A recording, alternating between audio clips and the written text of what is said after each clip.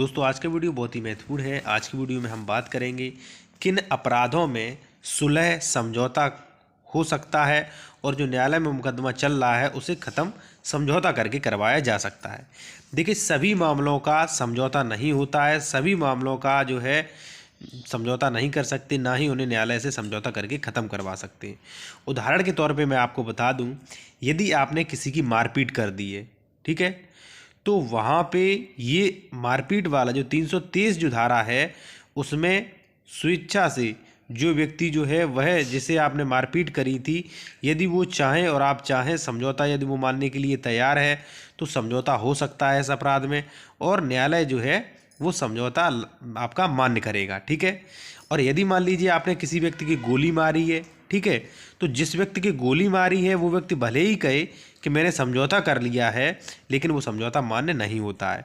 तो इस वीडियो में मैं आपको उन धाराओं की सभी धाराओं के बारे में बताऊंगा जिनमें आप समझौता कर सकते हैं और आपका मैटर जो न्यायालय के अधीन चल रहा है वो बंद कर दिया जाएगा समझौता के आधार पर। चलिए शुरू करते हैं।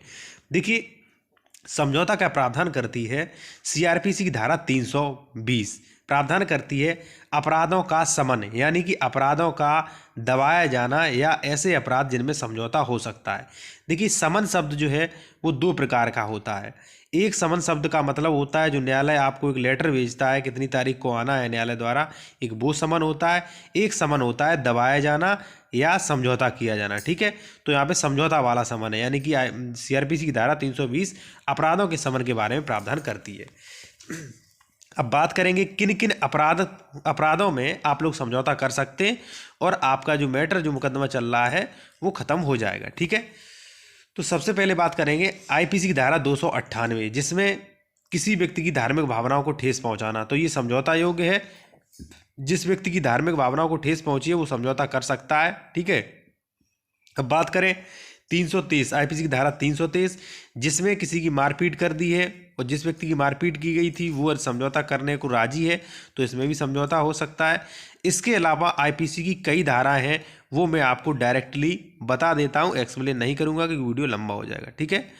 आईपीसी की धारा 330 मारपीट में समझौता हो सकता है। 334 आईपीसी की धारा 334 समझौता योग्य है।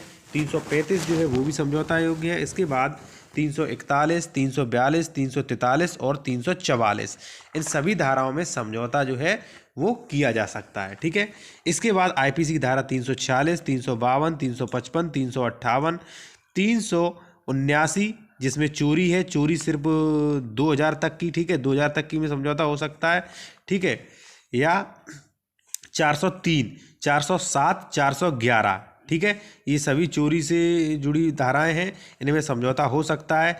या 414, 417 आईपीसी की धारा 419, 421, 422, 423, 424, 426, 427 ये सभी आईपीसी की धाराएं हैं और इन धाराओं जो भी मैं बता रहा हूँ ये समझौता योग्य धाराएं हैं। ठीक है। इसके बाद 428 यानी कि जीव जंतु का वध करने पर उसे विकलांग करने पर रिस्ट। ठीक है।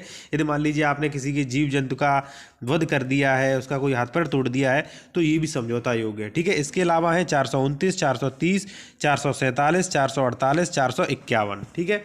इसके बाद आईपीसी की धारा 482, ठीक है, 482, 483, 486, 491, 497, 498, 500 यानी कि किसी को गाली देना या मान लीजिए किसी की समाज में बेइज्जती करना मानहानि वाला भी जो है समझौता योग्य है।